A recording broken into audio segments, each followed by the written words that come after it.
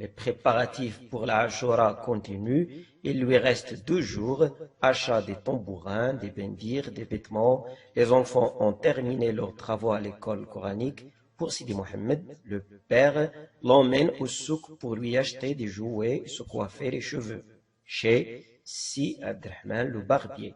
La joie de la fête règne toute part. Le matin de la Ashura, l'enfant se réveille tôt pour célébrer cette fête religieuse dans le Msid avec ses camarades en récitant le Coran et en chantant des cantiques. Le Laïcha vient de leur rendre visite. Elles se sont heureuses que les difficultés de son mari, le fabricant des babouches, se sont dissipées. Mais elle raconte un secret à la Zubida. L'enfant dort après avoir ouvert sa boîte.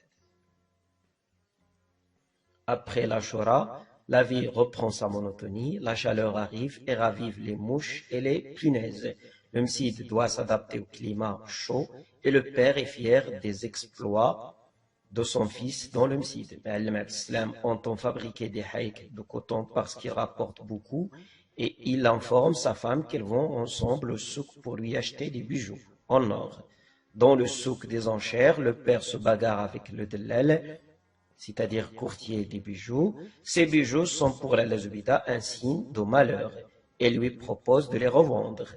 La nuit, l'enfant est hanté de cauchemars où il revoit toutes les scènes de violence et de sang auxquelles il a assisté dans le souk des enchères.